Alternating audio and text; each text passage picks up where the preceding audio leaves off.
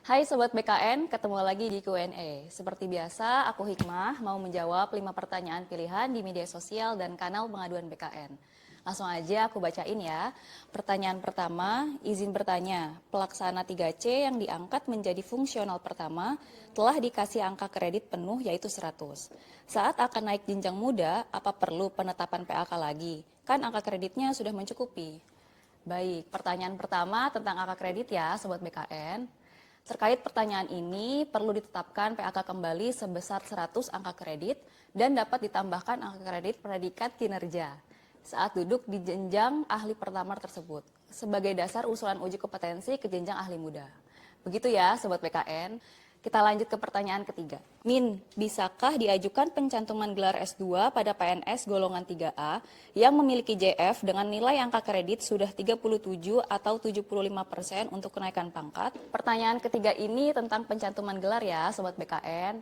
Jadi begini, bagi PNS yang menduduki jabatan fungsional apabila memperoleh ijazah setingkat lebih tinggi yang pangkatnya satu tingkat di bawah pangkat yang sesuai pada jenjang pendidikannya dan telah memperoleh angka kredit paling sedikit 75% untuk kebutuhan kenaikan pangkat dapat mengajukan pencantuman gelar. Nah, ketentuan lengkapnya dapat dilihat pada Surat Edaran Kepala Badan Kepegawaian Negara Nomor 15 Tahun 2024 tentang penjelasan teknis layanan pencantuman gelar dan peningkatan pendidikan pegawai negeri sipil. Oke, kita ke pertanyaan keempat. Kepada yang terhormat Badan Kepegawaian Negara Republik Indonesia, dengan hormat saat ini saya melaksanakan tugas belajar di program studi pendidikan dokter spesialis patologi anatomik.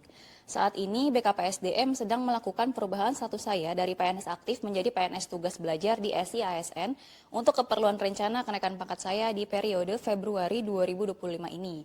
Tetapi hingga saat ini perubahan data masih belum dapat dilakukan, sehingga saya tidak dapat naik pangkat di periode Februari 2025. Bagaimanakah solusinya agar perubahan status saya dapat dilakukan dan saya bisa naik pangkat? Mohon tanggapan dan solusinya. Baik, pertanyaan keempat ini tentang naikkan pangkat ya Sobat BKN. Nah, terkait persoalan atau pertanyaan Sobat BKN ini dapat kami sampaikan bahwa status Sobat BKN telah berubah menjadi jabatan pelaksana karena sedang melaksanakan tugas belajar. Jadi, Sobat BKN dapat diajukan untuk kenaikan pangkat dengan jenis kenaikan pangkat sedang melaksanakan tugas belajar. Oke, kita ke pertanyaan terakhir. Yang terhormat Kemenpan RB dan BKN, Assalamualaikum warahmatullahi wabarakatuh. Izin saya mau menginformasikan terlebih dahulu bahwa kami ini lulus tahun 2020 CPNS di Kabupaten X dengan mengisi formasi jabatan asisten penata siaran dengan jumlah alokasi formasi 5 orang. Namun setelah diketahui bahwa jabatan asisten penata siaran adalah jabatan tertutup, hanya boleh berada di TVRI dan RRI. Yang saya ingin tanyakan, bagaimana cara mendapat rekomendasi perpindahan jabatan oleh Kementerian Pan-RB? Karena ini yang diinformasikan oleh BKN Regional 4 Makassar.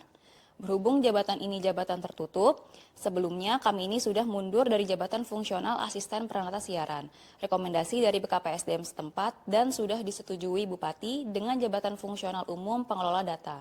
Namun pada saat penyesuaian ijazah, BKN menolak dengan alasan perpindahan jabatan harus mendapat rekomendasi dari Kemenpan RB. Oke, pertanyaan terakhir ini mengenai rekomendasi perpindahan jabatan ya Sobat BKN. Nah, terkait cara mendapatkan rekomendasi perpindahan yaitu dari pimpinan unit kerja setingkat eselon 2 mengusulkan kepada pengelola kepegawaian. Selanjutnya, dari pengelola kepegawaian akan mengusulkan kepada instansi pembina untuk melakukan uji kompetensi.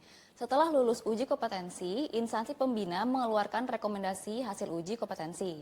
Apabila rekomendasi uji kompetensi dinyatakan lulus, maka pejabat fungsional dapat diangkat ke dalam jabatan fungsionalnya setelah mendapatkan pertimbangan teknis dari BKN melalui Kedeputian Pengawasan dan Pengendalian. Nah, itu dia jawaban dari 5 pertanyaan pilihan yang ditanyakan Sobat BKN.